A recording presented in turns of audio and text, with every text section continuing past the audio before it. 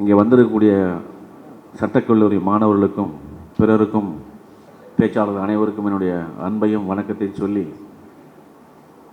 இந்த பாலின சமத்துவம் அல்லது பாலின சமத்துவமின்மை குறித்த இந்த பயிலரங்கில் பேசுவதற்கு முன்பு, உண்மையில் இங்கே எல்லோருமே சட்டம் படித்தவர்களாக இருக்கிறீர்கள்.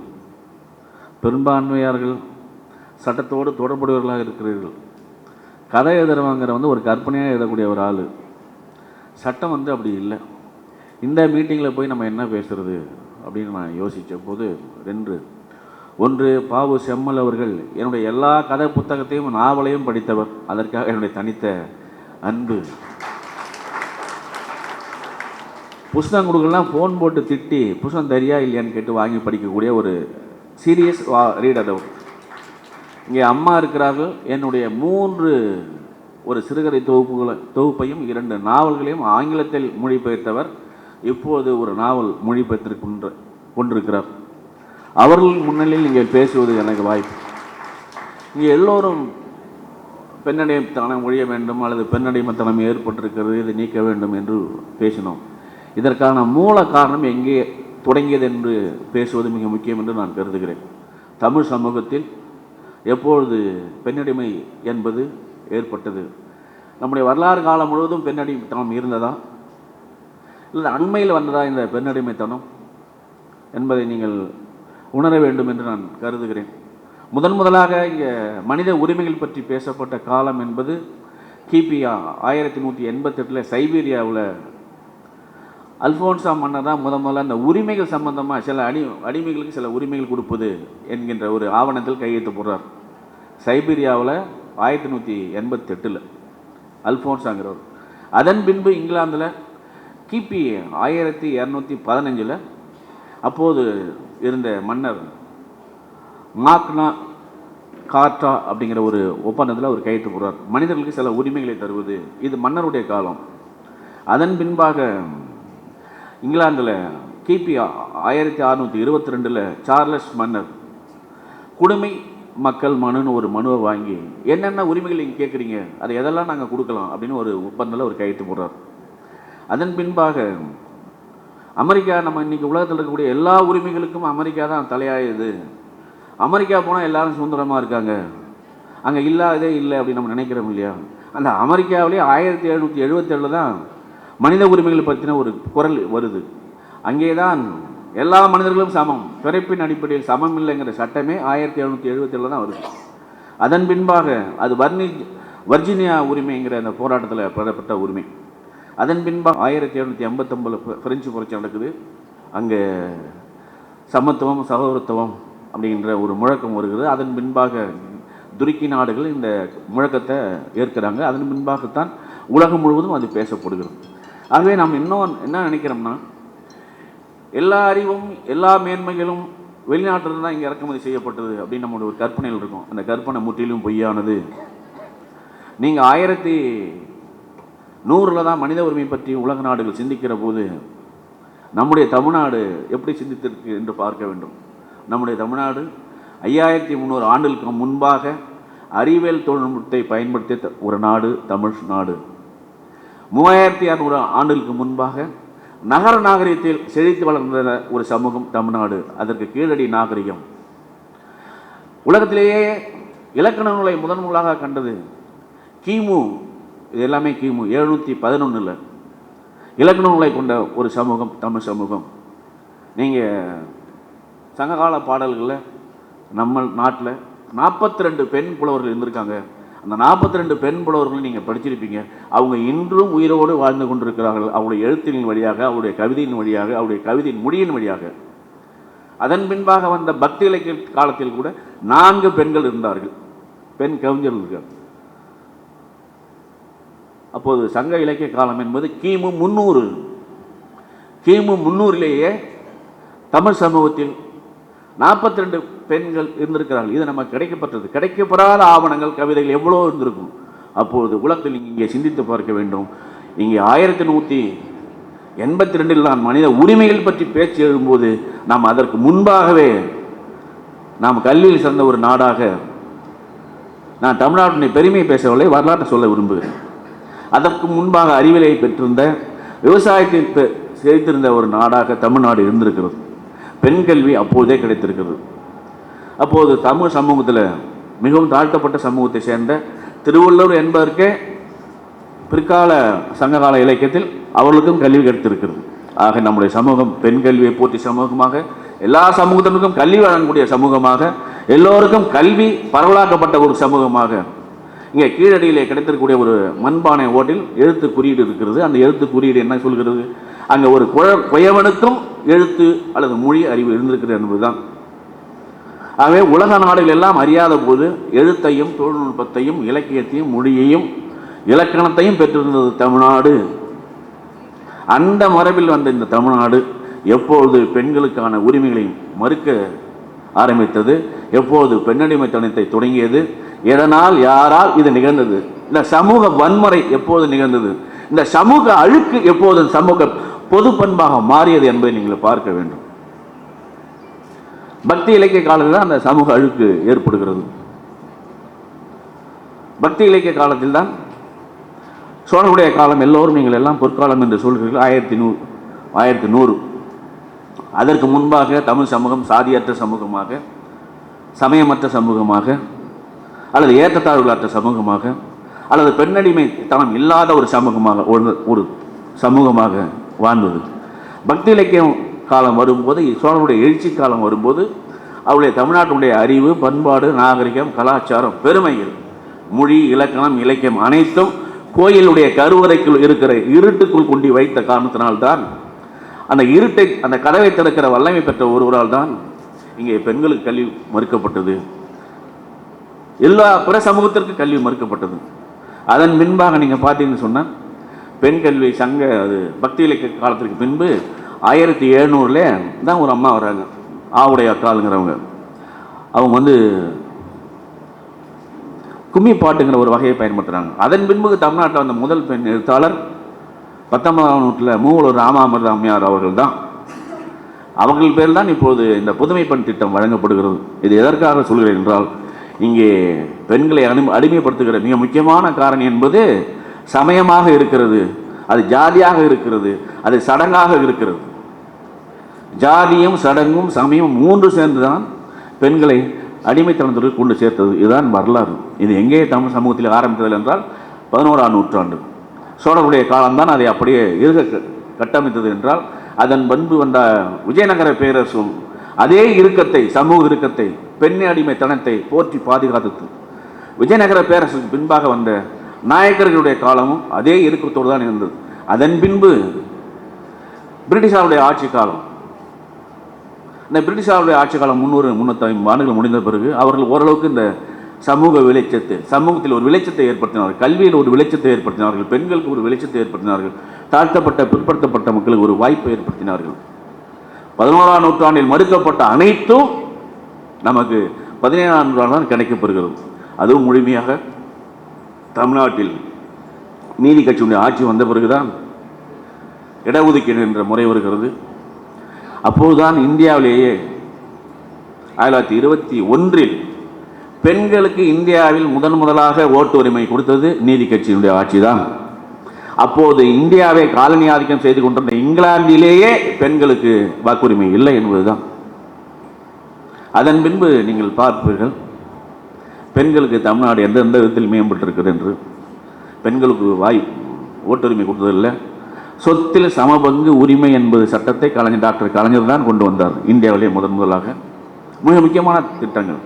அதன் பின்பாக தேவதாசி ஒழிப்பு என்கிற சட்டத்தையும் தமிழ்நாடு அரசு தான் கொண்டு வந்தது, நீதி கட்சி தான் கொண்டு வந்தது. அதற்கு பின்பாக வந்த அரசுகள். அதன் பின்பு நீங்கள் அனைவரும் ஆட்சியராகலாம்ங்கிற ஒரு சட்டம், அதில் பெண்ணும் ஓதுவாராக மாறலாம் என்கின்ற சட்டத்தை இன்று இருக்கக்கூடிய முதலமைச்சர் மாண்புமிகு முத்துவேல் கருணாநிதி ஸ்டாலின் தான் அதை கொண்டு வந்தார், நடைமுறைப்படுத்தினார். அதன் பின்பு இப்பொழுது இந்த தாலிக்கு தங்கம் என்கின்ற சட்டம், இந்த தாலி என்பதே ஒரு அடிமை சின்னம், அதுதான் இந்த பெண்களை அடிமைப்படுத்துவதற்கு ஒரு அடையாளமாக இருக்கிறதாக நீக்க வேண்டும்.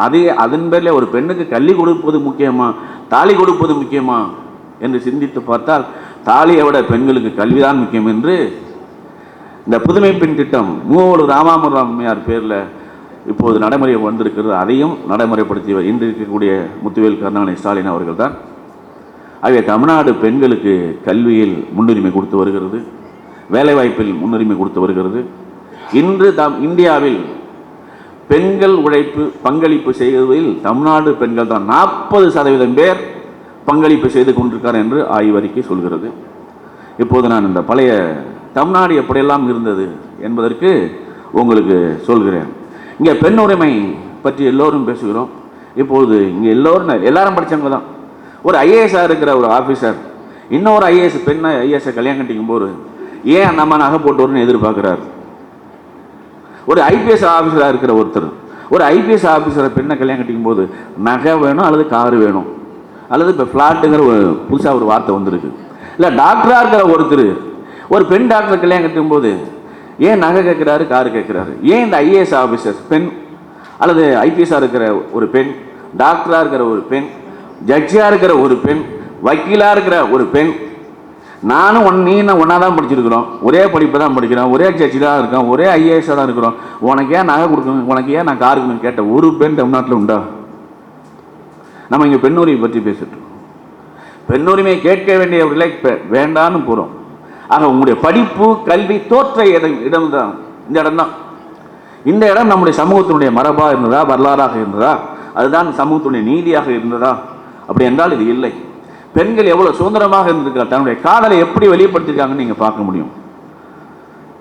உங்களுக்கு பட்டினப்பாளையில ஒரு பாட்டு, தலைவி சொல்ற, முட்டுவேன் கொல் தாக்குவேன் கொல் ஓரோன் யானுமோர் பெற்றி மேலிட்டு ஆசு ஒல் என கூவேன் கொல் அலமரல் அசிபலி அமைப்பவன் உயவு நோயாளியாவது துஞ்சும் ஊர்க்கே. இந்த பாட்டு என்ன சொல்லுதுன்னா, இரவு வந்தவொடனே எனக்கு காதல் நினைவு வந்துருச்சு, எனக்கு ஒரு கல்யாணம் கட்டி வைக்கணும், இந்த ஊருக்கு பயிலுக்கு ஒருத்தருமே புத்தி இல்லை, அவன் தூங்குறான், எனக்கு கோபம் வருது, என்னுடைய காதலை பொருட்படுத்தாத இந்த ஊரை நான் எந்த இடத்துல அவமானப்படுத்த விரும்புகிறேன், இழிவுபடுத்த விரும்புகிறேன், இவனை தூக்கத்தை கெடுக்க விரும்புகிறேன் அப்படின்னு சொல்கிறான். ஒரு பெண், இது சங்க காலம், கிட்டத்தட்ட இன்றிலிருந்து எவ்வளோ காலம், கிபி 300, அப்போ 2300 ஆண்டுகளுக்கு முன்பு ஒரு தமிழ் பெண் தன்னுடைய காதலை நிறைவேற்றாத இந்த ஊரை வன்மையாக கண்டிப்பேன் என்று சொல்லக்கூடிய ஆற்றலை பெற்றிருந்தவர்கள் தமிழ் பெண். உங்களுடைய மனித உரிமைகள் பற்றி பேச்சு வருகிற காலம் 1100. ஆனால் என்னுடைய தமிழ் பெண் அதற்கு முன்பு 200 ஆண்டுகளுக்கு முன்பாகவே தன்னுடைய காதலை நிறைவேற்றாத இந்த ஊரை கண்டிப்பேன் என்று அறிவித்தவள் தான் தமிழ்நாட்டு பெண். அதுதான் இலக்கியம் சொல்கிறது, நான் சொல்லல. அதே மதுரை காஞ்சி, நம்முடைய பெண்கள் எல்லாம் சுதந்திரமாற்றவளா, ஆடு மாடுகளா மாத்திருந்தது யாரு? இப்போ கூட எல்லாரும் சொல்லுவீங்க, இங்கே இருக்கவங்க எல்லாரும் பல பேர் அரசு அதிகாரிகள் இருப்பீங்க, உங்கள் வீட்டில் உங்கள் மனைவி என்ன பண்ணுறாங்கன்னா ஹவுஸ் ஒய்ஃபாக இருப்பாங்கன்னு சொல்கிறீங்க. எனக்கு ஒரே ஒரு ஆச்சரியமாக தான் இருக்குது. இல்லை, அந்த பெண்களும் சொல்கிறாங்க, நீங்கள் என்ன வரைக்கும் ஹவுஸ் ஒய்ஃபாக, வீட்டுக்கு ஏதாவது பொண்டாட்டி இருக்க முடியுமா? ஹவுஸுக்கு ஒய்ஃப்னா என்ன அர்த்தம்? வீட்டுக்கு பொண்டாட்டி. எனக்கு பொண்டாட்டி, அவன் வீட்டுக்கு பொண்டாட்டியா? ரொம்ப படித்த, இது கிராமப்புறங்கள் இந்த வார்த்தைகள் கிடையாது. ரொம்ப படித்த மேம்பட்ட சமூகம் சொல்லக்கூடிய நம்மகிட்ட தான் இந்த வார்த்தைகள் இருக்கு. ஏன்னா அங்கே கிராமத்தில் ஆணும் வேலை செய்கிறாங்க, பெண்ணும் வேலை செய்யறாங்க, அவங்களுக்கு ஒன்றுமே பிரச்சனை கிடையாது. ஆகவே வீட்டுக்கு மனைவி வச்சிருக்க சமூகம் நம்முடைய சமூகம் தான். மதுரை காஞ்சியில் எப்படி ஆணும் பெண்ணும் சந்தோஷமாக இருந்தாங்க அப்படிங்கிறத பற்றி இந்த பாட்டு. நீனிறை விசும்பில் அமர்ந்தன ஆடும் வானவ மகளிர் மாணவ கண்டோர் நெஞ்சின் நடுங்கும் கொண்டின் மகளிர் யாம் நல் யாழ் நாப்ப நின்ற முழைமின் மகிழ்ந்தனர் ஆடி.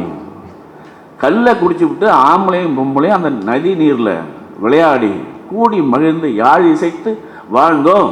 இது ஒரு பொம்பளை மதுரை காஞ்சியில் வருது. 1585 பாடல். அவையார் பாடின பாடல் 34. ஆக தமிழ் சமூகம் என்பது 2000 ஆண்டுகளுக்கு முன்பாக ஆணும் பெண்ணும் பொது வெளியில் ஆற்றுல நீராடி குளிச்சு பாட்டு பாடி இசையமைத்து வாழ்ந்து காதல் புரிந்த ஒரு சமூகம் தான். இங்க பெண்ணடிமை பற்றி எங்கேயுமே பேச்சு கிடையாது, பெண் உரிமையை பற்றி எங்கேயுமே பேச்சு கிடையாது. அவையாரும் சரி, மதுரை காஞ்சியில் வரக்கூடிய பாட்டில் சரி.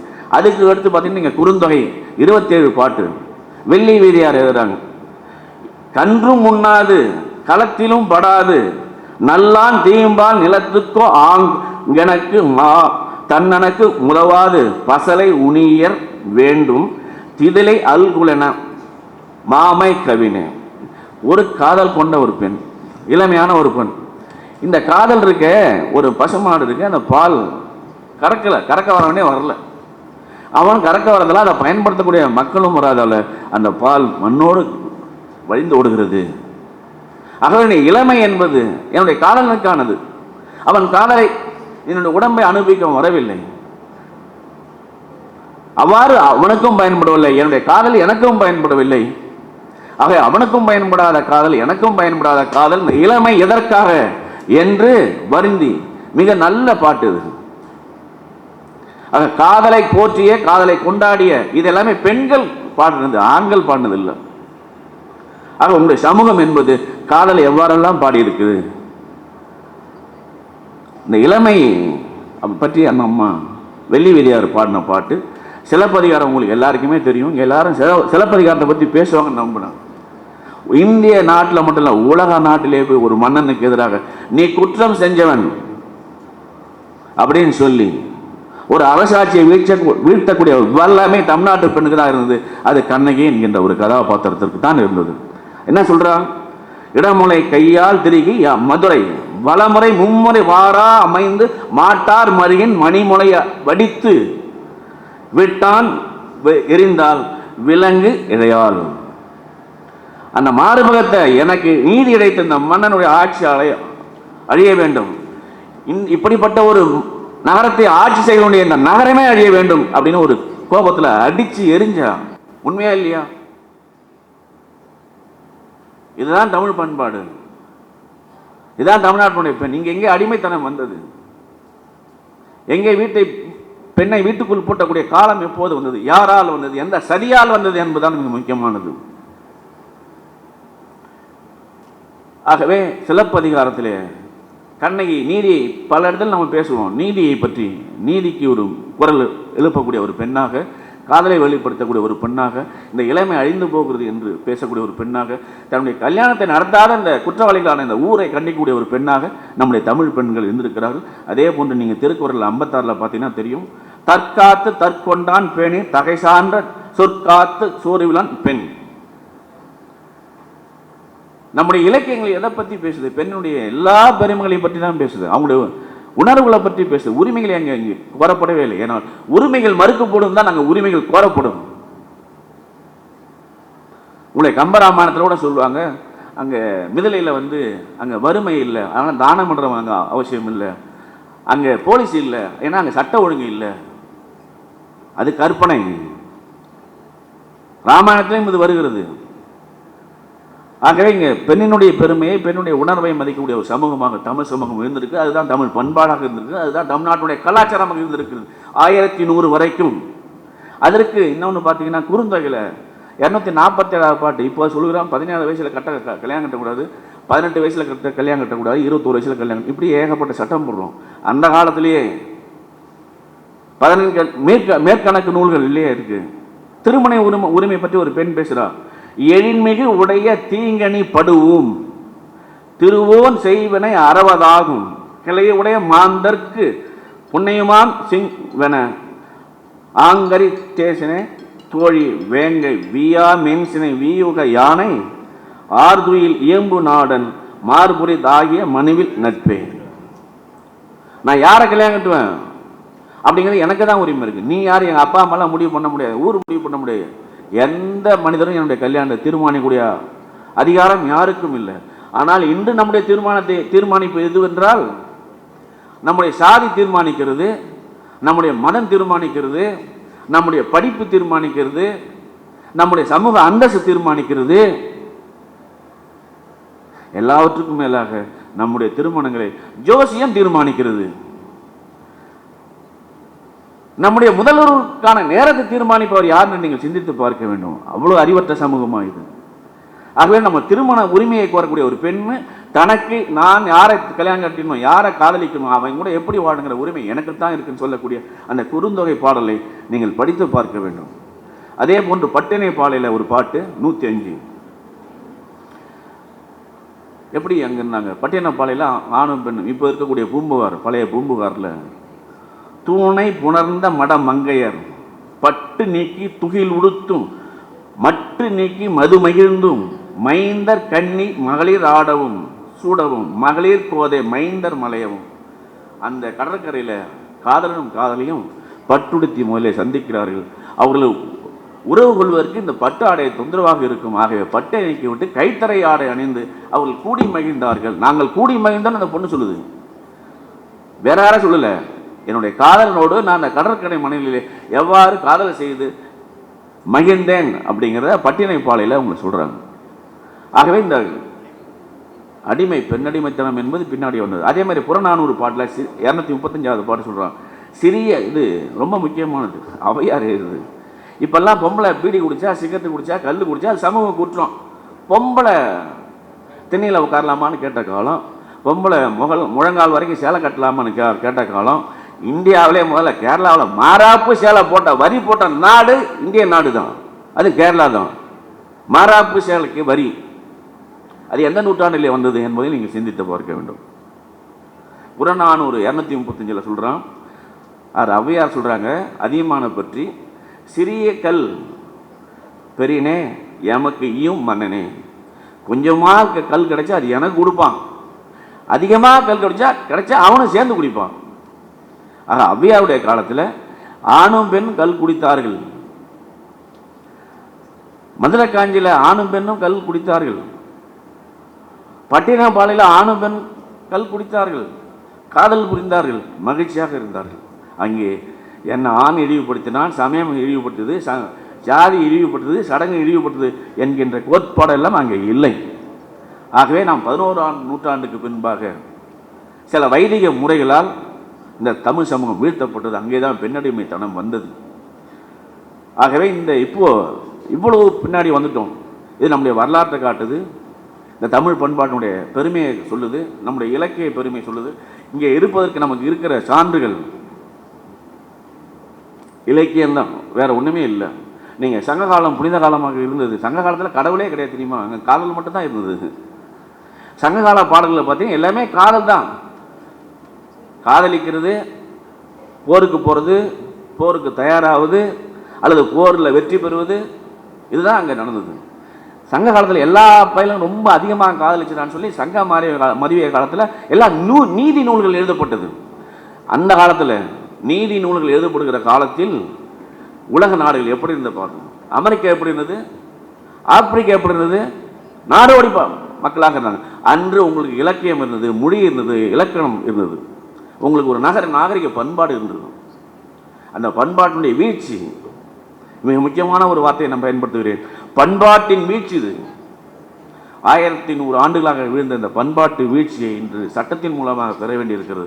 இயல்பாக வாழ்ந்த இந்த வாழ்க்கை, இயல்பாக அமைந்த இந்த வாழ்க்கை, வேறுபாடற்ற இந்த வாழ்க்கை, உயர்வுதாரற்ற இந்த வாழ்க்கை எப்படி சீர்குலைந்தது என்பதை நீங்கள் படித்தவர்கள் அறிய வேண்டும். சரி, இப்போ இது எல்லாமே நம்ம சட்டத்தின் மூலமாக தான் பெற வேண்டிய அவசியத்திற்கு வந்திருக்கிறோம். எதெடுத்தாலும் சட்டம் தான். அப்போ சட்டம் நீதிமன்றங்கள் சரியா இருக்கா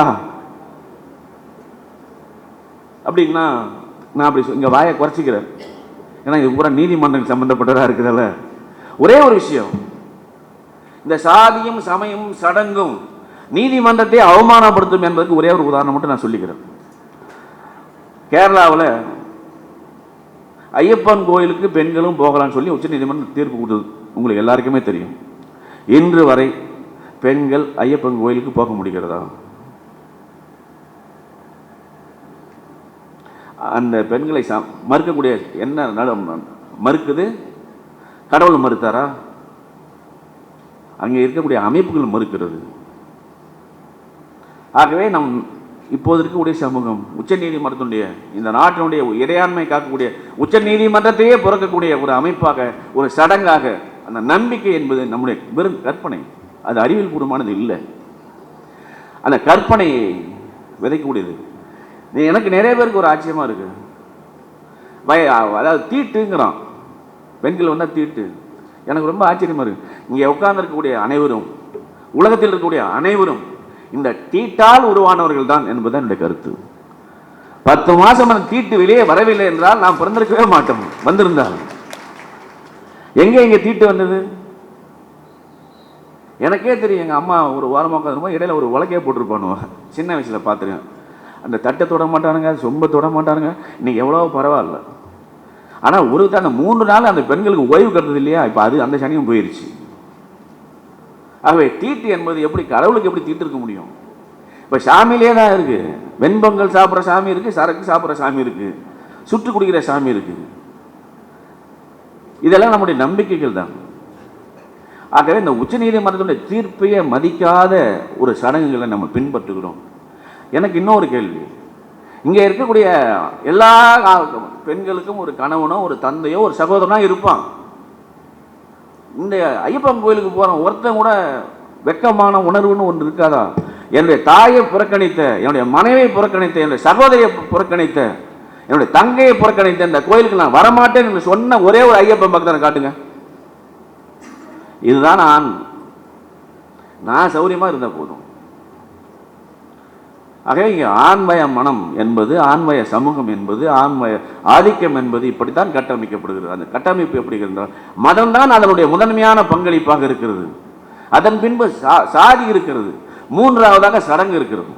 இந்த மூன்றும் தான் பெண்ணடிமைத்தனத்தினுடைய அடிநாதம். இந்த மூன்றை நீக்காதவரை நீங்கள் ஒருபோதும் பெண்ணடிமைத்தனத்தை நீக்கவே முடியாது என்பது என்னுடைய கருத்து. சரி, எல்லாம் இவ்வளோ புத்தகம் படிச்சிருக்கேன், நிறைய நான் நாவல் படிக்க, சிறுகதை படிக்க 1984 ஆரம்பித்தப்போ எல்லாம் நிறைய அப்போ பெண்ணின் நாவல்கள் நிறைய பேர் எழுதினாங்க. அப்போது இந்த வரதட்சணை கொடுமைகளை பற்றி நிறைய பேர் எழுதினாங்க. இப்போ வரதட்சணைலாம் தீர்ந்து போச்சு போல் இருக்கு. அந்த வரதட்சணை குடும்பத்தில் இப்போ நாவல் எழுதலை, சிறுகதை எழுதலை. எனக்கு எங்கே இருந்து இந்த பெண் உரிமை, பெண் சமத்துவம் அம்மா சொன்னாங்க இல்லையா, நான் ரொம்ப எளிமையாக புரிஞ்சுது. எனக்கு அது வரைக்கும் புரியவே இல்லை, ரொம்ப வருத்தத்தனமாக பேசியிருந்தேன். நானும் என்னுடைய மனைவியும் ஒரு ஊருக்கு போயிட்டு வந்தோம். ஊருக்கு போயிட்டு வந்த உடனே நான் போய் பெட்டில் பார்த்துட்டு தண்ணி கொண்டு வா அப்படின்னா, தண்ணி கொண்டு கொடுத்தா. அதுக்கடுத்து போய் டீ போட்டு வான்னா, டீ போட போனால் டீ கொண்டாந்து இப்படி டப்புன்னு வச்சுட்டு, நீ நானும் காலைல கிளம்பி ஒன்றா தான் போனோம் ஊருக்கு, நீ நானும் ஒன்றா தான் இப்போ வந்தோம், நான் ஏன் உனக்கு தண்ணி கொண்டாந்து கொடுக்கணும், நான் ஏன் உனக்கு டீ கொண்டாந்து கொடுக்கணும் கேட்டால் பாருங்க, அப்போ தான் செருப்பாடிச்ச மாதிரி இருந்தது. இப்போ பெண்ணியம் என்பது ஒரே இடத்துக்கு ஒரு 2 பேரும் ஒன்றா தான் போனால் ஒரே கஷ்டம்தான். ஆனால் நான் வீட்டுக்கு வந்தோடனே நான் மகாராஜாவாக மாற்றிட்டேன், அவன் வேலையாளாக மாறிட்டான். இதுதான் எளிமையாக பெண்ணியத்தை அவர் எனக்கு கற்றுக் கொடுத்த விதம்.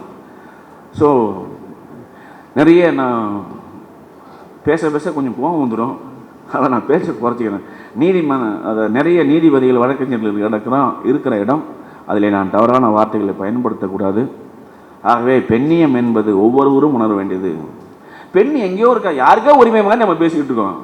என் முன்னாடியை மதிக்கலை, எங்கள் அம்மாவை மதிக்கலை, என் மகளை மதிக்கலை, இவ்வளோ தான் வித்தியாசம். யாருக்காக ஒரு நீதியை பேசிகிட்டு இருக்கோம்? அநீதிக்காரர்கள் பூரா வெளியில் நீதியை பற்றி பேசி கொண்டிருக்கிறார்கள். வீட்டிலே அநீதி செய்கிறவர்கள் எல்லாம் வெளியிலே நீதியை பற்றி பேசி கொண்டிருக்கிறோம். இங்கே இருக்கக்கூடிய இன்றாவது இனிமேல் எங்களுடைய மனைவி இங்கே அழைத்து கொண்டு போய் வந்தால் தண்ணி கொண்டு வான்னு கேட்காதீங்க, அதுதான் சமத்துவம். நீங்கள் போய் தண்ணி கொண்டு வாங்க, இல்லை நீங்கள் தண்ணி குடிச்சிங்க, நீங்கள் தண்ணி கொடுக்காம இருந்தால் கூட பரவாயில்ல, டீ போட்டு வான்னு கேட்காம இருந்தாலே அதுதான் பெண்ணியம். ஆகவே நம்முடைய சமூகத்தில் ஒரு 100 ஆண்டுகளுக்கு முன்பாகத்தான் இந்த மாதிரியான சமூக இழிவுகள் வந்தது. இந்த சமூக இழிவை அகற்றுவதற்கு நிறைய இப்போ சட்டத்திட்டங்கள் எல்லாம் வந்திருக்கிறது. இயல்பாக இருந்த வாழ்க்கை சட்டத்திற்குள் மாட்டியிருக்கிறது. ஆகவே பெண்கள், நீங்கள் இப்போது பார்க்கலாம், நம்முடைய சமூகம் தமிழ்நாட்டில் 1973 பெண்களை காவலராக நியமித்தது தமிழ்நாடு அரசு தான். தமிழ்நாடு பிற மாநிலங்களோடு ஒப்பிடும்போது தமிழ்நாட்டு பெண்கள் மிகுந்த வளர்ச்சி அடைந்திருக்காது. அது என்னுடைய மகிழ்ச்சியாக இருக்கிறது. ஆனால் திரும்பவும் நாம் நம்மை உணர்தல், தன்னை உணர்தல். நான் இப்போ மீட்டிங்கில் பெண் உரிமை பற்றி எவ்வளோ நாளும் பேசலாம், போய் அங்கே போய் முன்னாடி நாயா பேயா நடத்துறேன்னு வச்சுக்கோங்க, என்ன மரியாதை இருக்குது? என்னுடைய பேச்சுக்கும் என்னுடைய வாழ்க்கைக்கும் என்ன வித்தியாசம் இருக்குது? எழுத்துக்கும் பேச்சுக்கும் யார் நேர்மையாக இருக்கிறார்களோ அதுதான் உண்மையான வாழ்க்கை. ஆகவே இங்கே இருக்கக்கூடியவர்கள் நீதித்துறை சார்ந்தவர்கள். ஆகவே நீங்கள் கடைசி ஏழைகளுக்கு புகலிடமாக இருக்கிற ஒரு நீதிமன்றத்தில் முன்பாக நான் கோரிக்கை வைக்க விரும்புகிறேன். நாம் என்ன பின்பற்றுகிறோமோ அதுதான் என்னுடைய குழந்தைகள் பின்பற்றும். ஆகவே இந்த நாடு மூட நம்பிக்கையிலிருந்து விடுபடுவதற்கும், பெண்ணடிமைத்தனத்திலிருந்து விடுபடுவதற்கும், எல்லாருக்கும் பாகுபாடற்ற ஒரு சமயமாக பழைய தமிழ் சமூகம் என்ன மேம்பட்ட கலாச்சாரத்தை பின்பற்றி வாழ்ந்தால் அந்த மேம்பட்ட கலாச்சாரத்தை உருவாக்குவதற்கு தனி மனிதனாகவும் நீதிபதிகளாகவும் நீங்கள் ஒத்துழைக்க வேண்டும். அதுவே என்னுடைய கோரிக்கை. நான் இலக்கியத்தின் வழியாக மட்டும் பேசவில்லை, நடைமுறை வாழ்வியலாகவும் பார்க்க வேண்டும். ஒரு பெண் என்றவுடன் நமக்கு எல்லாம் தெரிகிறது. ஒரே ஒரு கடைசி ஒரு விஷயத்தை சொல்லி முடித்து விடுகிறேன். நான் ஒரு புத்தகத்தில் படித்தேன், த டெத் ஸ்கிரிப்ட். அம்மா அவர்களும் அந்த டெத் ஸ்கிரிப்ட் என்ற நாவலை அந்த ஒரு கட்டுரையை படித்து விட்டு அவர் அன்று இரவு முழுவதும் மன அமைதி இல்லாமல் நானும் மன அமைதி இல்லாமல் இருந்தேன். அது எது என்றால், ஒரு தந்தை ஒரு வார்த்தை சொல்கிறான், என் மகளுக்கு தூங்குவதற்கு இந்த மண்ணுக்கு அடியில் ஒரு இடம் கிடைத்தது. என் மகளுக்கு தூங்குவதற்கு இந்த மண்ணுக்கு அடியில், பூமிக்கு மேல் இல்லை, மண்ணுக்கு அடியில் ஒரு இடம் கிடைத்தது. இப்படி சொல்வதற்கான காரணம் என்னன்னா, உங்களுக்கு இப்போ ஜார்க்கண்ட் மாநிலத்தில் நடக்கக்கூடிய நக்சலைட் தீவிரவாத அமைப்புகள் இருக்கு இல்லையா, அதில் ஒன்றிய அரசனுடைய காவல்துறையினர் அங்கே இருக்கக்கூடிய காட்டுவாசி பெண்களை, மலைவாழ் பெண்களை பாலியல் பலாத்காரம் செய்யப்பட்டு கொல்லப்பட்ட ஒரு பெண்ணினுடைய கதை தான் அந்த கதை. ஒரே நேரத்தில் பல காவல்துறையினர் அந்த இளம் பெண்ணை, கல்யாணமாக சிறு பெண்ணை பாலியல் துன்புறுத்தலுக்கு உள்ளாக்கி அதில் இறந்து போனாள். அப்போது அவனுடைய தந்தை சொன்னான், என்னுடைய மகள் தினம் தினம் இந்த பாலியல் துன்புறுத்தலை சந்திக்காமல் இன்றோடு செத்து போனாளே, அவள் பூமியின் மேல் வாழ்ந்தால்தான் இந்த நரகத்தை, இந்த பாலியல் வன்முறை அவள் சந்திக்க வேண்டும். மண்ணுக்கு அடியில் அவள் போய்விட்டால் அவளுக்கு இந்த பாலியல் வன்முறை, பாலியல் துன்புறுத்தல் இருக்காது என்ற ஒரு தந்தையினுடைய கண்ணீர் குரல் இருக்கு இல்லையா, அந்த குரல் ஒரு தந்தையினுடைய குரலாக இல்லை, அது தமிழ்நாடு முழுவதும் இந்தியா முழுவதும் எதிரொலிக்க வேண்டிய குரல். அப்படி ஒரு தந்தையின் குரல் ஒலிக்குமானால் இது ஜனநாயக நாடு அல்ல, இது வன்முறை நாடு. நாம் வன்முறையற்ற ஒரு சமூகத்தை உருவாக்க அனைவரும் சமமாக இருக்க வேண்டும் என்ற எண்ணத்தை எல்லோரும் பெற வேண்டும். அதற்கு இந்த கருத்தரங்கம் சிறு அளவிலேனும் உதவும் என்று கூறி இந்த வாய்ப்புக்கு நன்றி கூறி முடித்துக் கொள்கிறேன். நன்றி, வணக்கம்.